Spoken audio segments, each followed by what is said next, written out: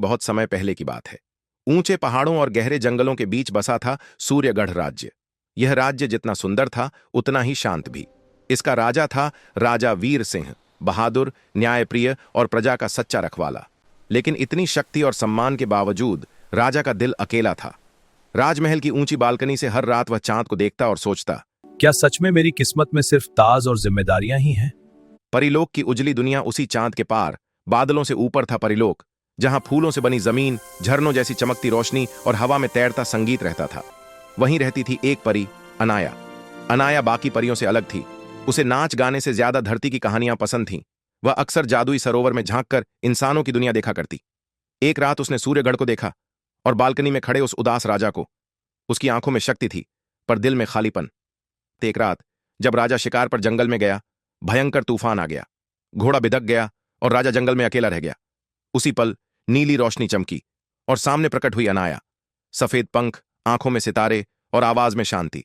राजा तलवार निकाल ही रहा था कि परी बोली, डरो मत महाराज, मैं आपकी रक्षा के लिए आई हूं। उस पल राजा को लगा जैसे समय रुक गया हो। दो दिलों की नजदीकी अनाया राजा को एक गुफा में ले गई। रात भर वे बातें करते रहे।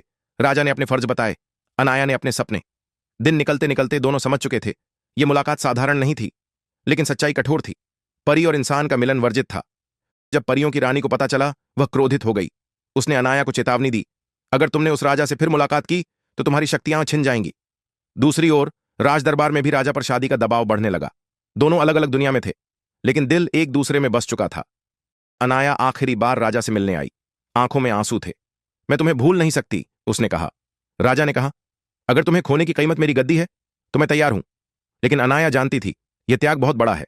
वह रोशनी में बदल कर चली गई और राजा पहली बार फूट फूट कर रोया। त्याग और परीक्षा परिलोक में एक प्राचीन नियम था।